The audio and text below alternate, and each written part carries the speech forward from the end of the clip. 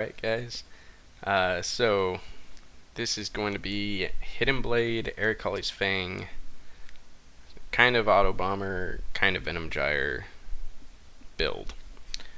So my last video I mentioned, well, I said that was my final update for Venom Gyre, and this, I don't know, maybe counts, maybe doesn't. It feels like a different build for the most part. So you probably notice we're almost the same build. There's only kind of three pieces of gear changes, but I was looking into builds for Hidden Blade and things to do, and it turns out Alberon Strength Stacking is still probably one of the best things you can do to scale the damage on Hidden Blade. So we're still doing that. And you guys saw that I used that in my Venom Gyre thing, my Venom Gyre video, or maybe you didn't see it, but so it's cool. Unseen Strike throws blades every 0.5 seconds, and with Greater Volley, we throw them 5 at a time. If you use Greater Multiple Projectiles, you throw them in a star pattern. Here you can see Greater Volley. Let me knock these down. So Greater Volley is throwing them 5 in a line, so it gives us a little more coverage. And then on top of that, to keep the damage respectable, we put Vile Toxins, Deadly Ailments, so we're still skilling poison damage there. And the big thing with this that I switched is Arakaali's Fang. So Arakaali's Fang raises spiders on kill, so now we have the Hidden Blades going, and then as it kills stuff, it makes spiders. So that's where the kind of auto bomber feel comes in. And on here, we took off our Whirling Blades Fortify setup and put on minion damage, minion speed, and multi-strike. So the spiders are respectable in their own right. What suffers is our Venom Gyre damage from using this versus Wasp Nest or a better weapon. So that's where Venom Gyre kind of took the back seat. I tried it first, putting Ancestral Protector in as my 6th link, but it just isn't as good. It requires it to be close to deal damage. It doesn't attack the ground like Ancestral War Chief does, so it just isn't very consistent, and it's just not doing much for us. So I kept Venom Gyre in. I swapped out 1 gem, life gain on hit now instead of vicious projectiles, and the life gain on hit felt necessary because we lost the life gain on hit from Wasp Nest. So otherwise this is all the same. Greater multi-proj and then some poison supports. Our Ancestral Protector has multi-totems, Culling Strike, Withering Touch, so also kind of supporty there. Instead of Withering Touch, you could do other stuff. I've seen people do item rarity, which seems interesting because Culling Strike will usually give it the kill, so then you just get free item rarity. But just whatever you're feeling, even like Chance to Blind or Chance to Maim are all reasonable gems for this one. I like Withering Touch here though. So the other change, so I guess with that, I just swapped the armor instead of trying to swap around the gem colors since we had an invasion armor. So I need to switch a green for red. This was like 10C, so I just went ahead and picked this up. It's reasonable life, some fire resist, and that's about it. Definitely some upgrades you can make here. You could either get strength on it or like chance to get frenzy charges on hit. Something that would be real nice for survivability would be percent of physical damage taken as an element. Anything along those lines. I don't think I had on my last video or showed, but I allocated Disciple of the Unyielding, which gives us min 1 frenzy charges, endurance charges, and chance for endurance charges on kill. I think this has helped a bit with survivability, and is just an extra mitigation layer. Shaper's Touch here was just an easy glove to get Curse with Despair on hit. That helps our Unseen Blade Poison and our Raised Spiders who hit with Viper Strike deal some more damage, so I felt like that was kind of necessary to make these two shine. Shaper's Touch in general isn't doing a lot for us. It helps us get our accuracy to 100. For strength, getting extra energy shield is virtually worthless for us. The mana lets us reserve vitality, so we get a little bit extra regen, but otherwise nothing to really write home about. We don't have enough dex for the life to be too meaningful, and ideally if you just got gloves with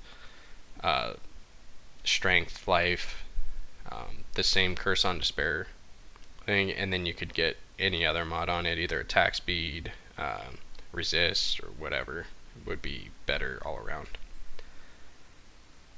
So because I moved the gems around here and added vitality, and we lost our Whirling Blade setup here, I had to kind of squeeze everything into the boots. So we have Whirling Blades, but no Blood Rage anymore.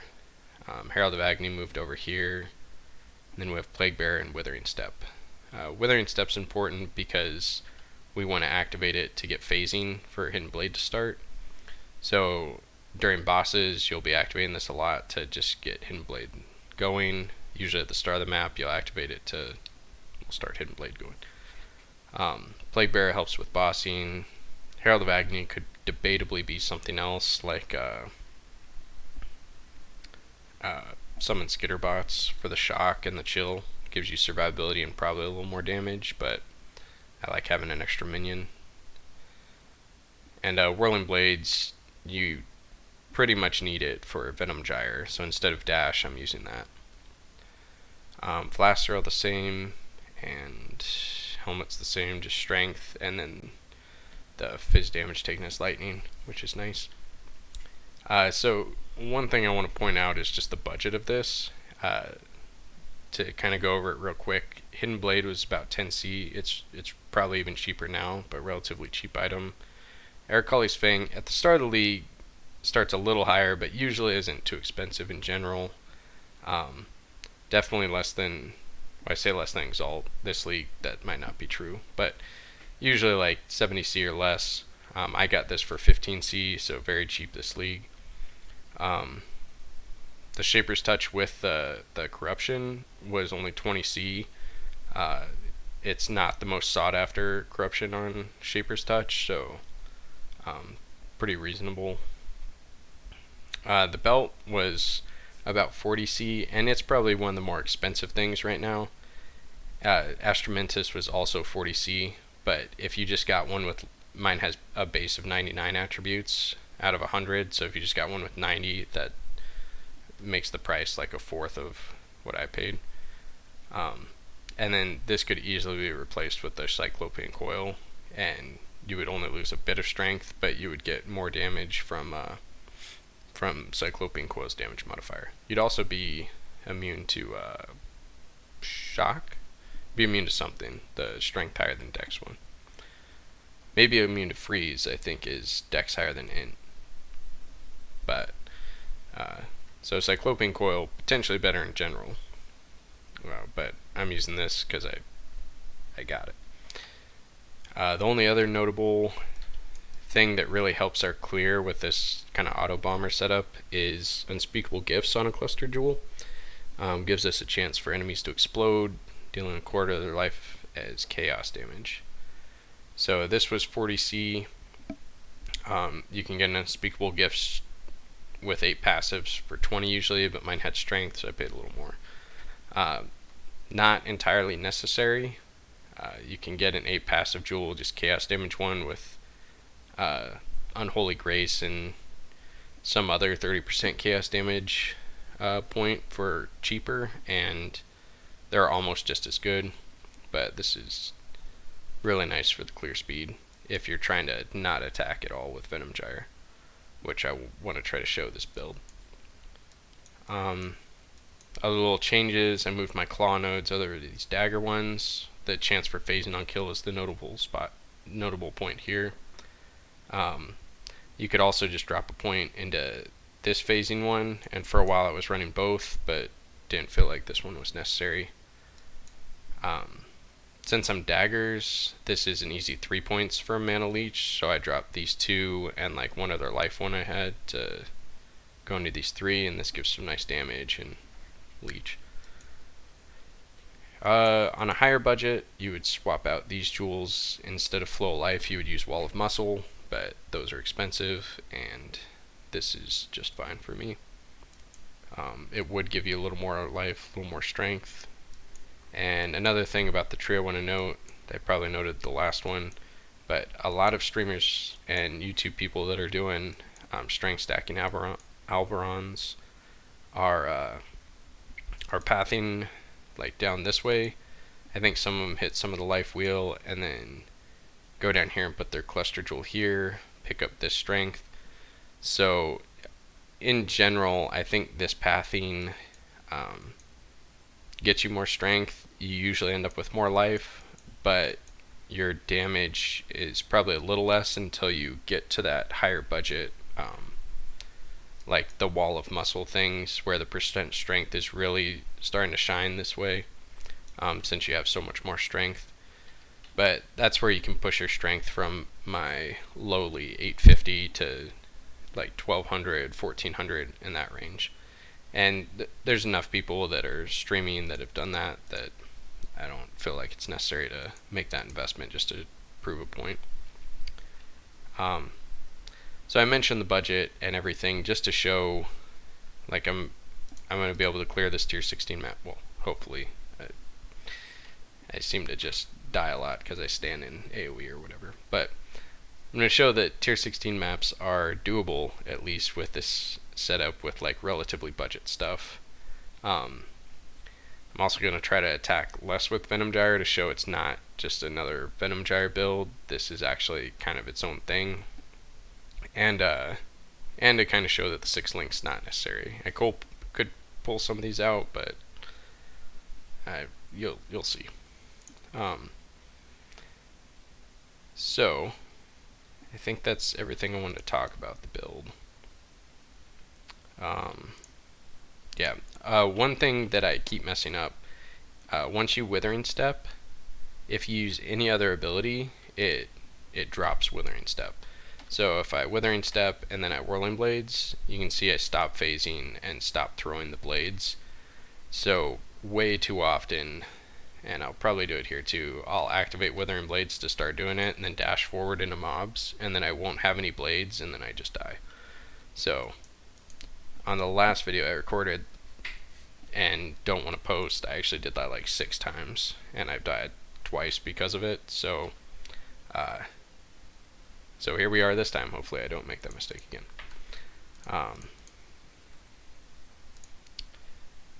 This doesn't really matter. So we don't have any crazy mods. Couple things to note on mods. Temporal Change is extra bad for us because it lowers action speed, and I'm pretty sure it makes Unseen Strike throw less often, which really hurts if you're trying to do this without attacking. So that's one thing. As far as can't regenerate life or energy shield or mana, that's okay for us because we have leech and we're getting a lot of our life off life gain on hit. So that one's actually not too bad. This like big crit multiplier stuff is all fine because when we're elusive we don't take extra damage from crit for assassin. So the big ones to avoid become temp chains. Monsters have like 70% chance to avoid poison, and just any combination of like if you get elemental weakness plus like negative max resist plus a couple like extra fizz damage as elements, like those you'll just get one shot so many more times if you have like some combination of that. So those are the big ones. We can do any reflects because we can't deal non-chaos damage. So where normally we would have 50% of our physical convert to chaos, and then we'd still be doing some physical damage. So Fizz Reflect wasn't very good for us. With Alberons, we can do Fizz Reflect just fine. We don't do any elemental damage either, so all of that's on the table. Alright, so here we go. Again, most of this is just gonna kind of be a proof that with this relatively small budget these couple unique items and just poison being good, I can clear this thing. So like I'm still always surprised at how good the damage is, like for a tier 16 map. So if the phasing on kill ever falls off, we just have to reactivate Withering Step.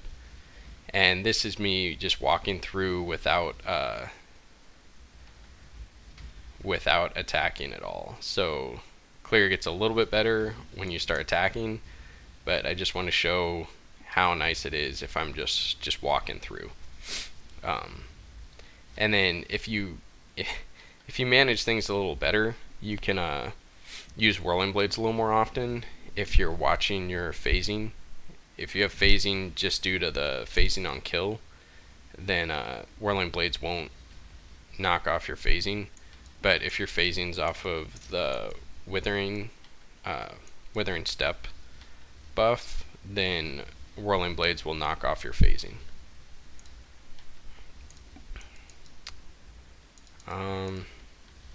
But I think that's mostly it. So I just did the thing there where I activated Withering Step and then dash through, and that's on the list of things not to do.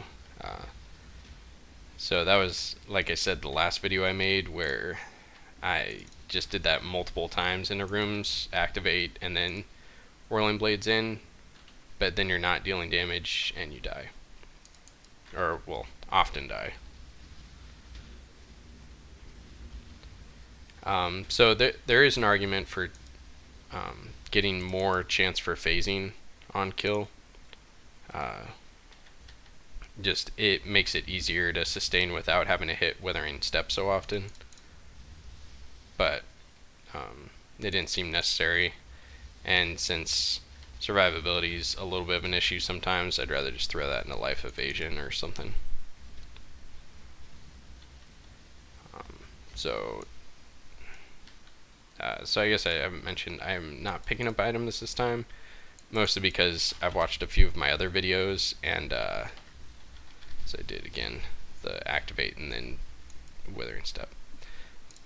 But so watching a few of my other videos and just watching myself pick up like all of the Scrolls of Wisdom and everything, it just looks painful to watch. So I've decided to pick up videos at the end of videos rather than during the videos. So again, just going off of the spiders and Unseen Strike. So obviously it kills bosses a little slower than if I were attacking. And what's going to happen at some point is I'm going to lose my spiders if the boss isn't spawning ads. And protectors probably worth something. But so if we're attacking, this stuff dies much quicker. It's not the craziest single target damage, but to me it seems fairly respectable compared to other stuff. If you watch the charge dash videos, the single target there is rather poor, but the build's super tanky. So it's like the trade-off for that one. For this, you're a little squishier, but you have really nice clear, and your single target's still fine, especially with the spiders. But that's pretty much it, I think. If you have any questions, I guess this is something to note. I just bought this. So this mod, gain a flash charge when you deal a crit while affected by precision, is really nice, and I didn't even know it existed. So this to me is a reason to squeeze precision somewhere into here. Maybe I don't know where I'm going to put it. Maybe I pull off Withering Touch here and put in precision. But this is so good for us. It gives us basically infinite flash, because our crit chances without anything on, like without the diamond flask going, our crit chance is 25%. And so one Venom Gyre throw or one Unseen Strike throw will have a chance, like it'll get at least one crit, and it's piercing, so you're getting so many hits, I guess I'm trying to say. And these hit on the way out and the way back, and they pierce, so your flasks become almost infinite with this mod. And the question then becomes like where to slide it in, and that's kind of for you to decide. You lose like some life and damage by dropping any of these small jewels. You could spend 5 points to path over to the nearest other jewel slot. You lose a lot by pulling off any of these inertias, but at some point I think this is worth putting in. And if you can get a crazy one that has that gain of flash charge when you deal a crit, and like cast damage over time multiplier while affected by malevolence, or something else that makes you want to run a different aura, this just seems very good. So I think that's everything I wanted to talk about with the build. It played much better than I expected. This whole idea with Arakaali's Fang and Hidden Blade. You could see during the map I don't think I attacked at all. Maybe there were a couple times. But yeah. So if you're looking for a very cheap budget build, and haven't been able to like break into red maps and don't have much C, or just starting the league now, this is to me a pretty fun build, and has a lot going for it, and is very cheap. So one other thing I wanted to mention, like I said, I have relatively low strength compared to some other people, but if you guys use this and push it to like some higher limits, replacing these, maybe getting strength on rings, or just doing anything else you can do, feel free to let me know, because I'm really curious. I'm not great at optimizing builds, obviously. I'm not doing any crazy delirium stuff or whatever, so yeah, feel free to let me know, or post like links to other videos. I like the idea of this and would love to see someone push it further. So alright guys, thanks for watching, and I'll catch you next time. Peace.